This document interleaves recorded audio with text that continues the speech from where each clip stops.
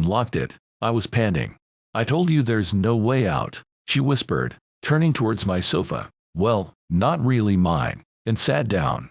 We can stay here forever. We'll starve. Or he'll find a way in. He could break the door. We should try to make a sign. Hold it out the window. Maybe somebody will see.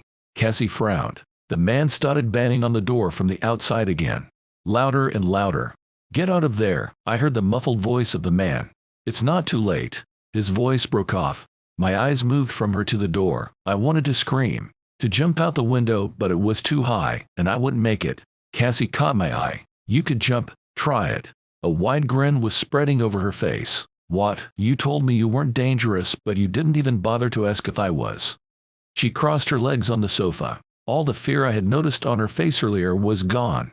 She looked like a happy child, and I realized I had made a big mistake.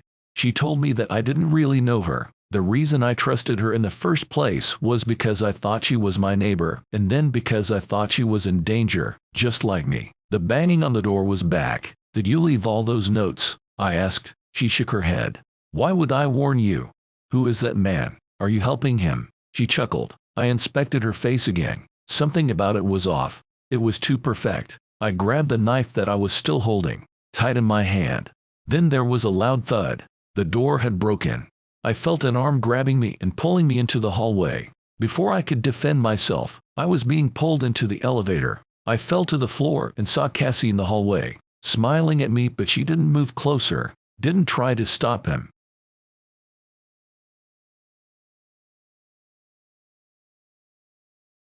Don't be gone too long, she said before the door closed. I remembered that I was still holding the knife and used all my strength to push it into the leg of the man.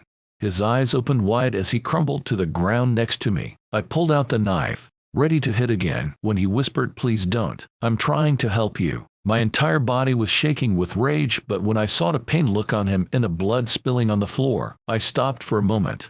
She lured me in, just like you.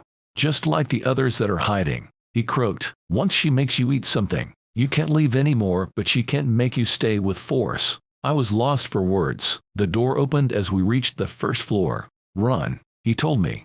Try not to think of this place again. I looked at his bleeding leg and felt horrible. He was trying to help me this entire time. When he saw that I was hesitating, he added, "My leg will be fine. We heal faster here." "What's your name?" I asked. "Matteo Gerard. It's the only thing I remember. Matteo, I can't just leave you. You have to as long as you still can. And be careful. She will find a way to get you back." The first moments after leaving the building were a blur, but as I got further away, my real memories came back. Of my real home and my past.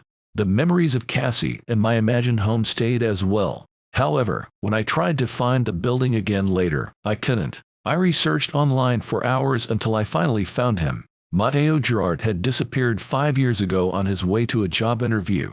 He was only 20 then. As I looked further into it, I found that he had disappeared once before after he went to a festival. He was gone for a week when he suddenly came back to his parents out of nowhere. I can only imagine what happened then. They probably thought he'd taken too many drugs or that he was going through a psychotic episode. So a year later, Cassie found him again, and this time he couldn't save himself. He told me not to think about it, but I can't stop it. I wonder why she let me go so easily. She was able to control my mind and my memories. There was no way she couldn't stop me. But then I think of the smirk on her face when she told me to just jump.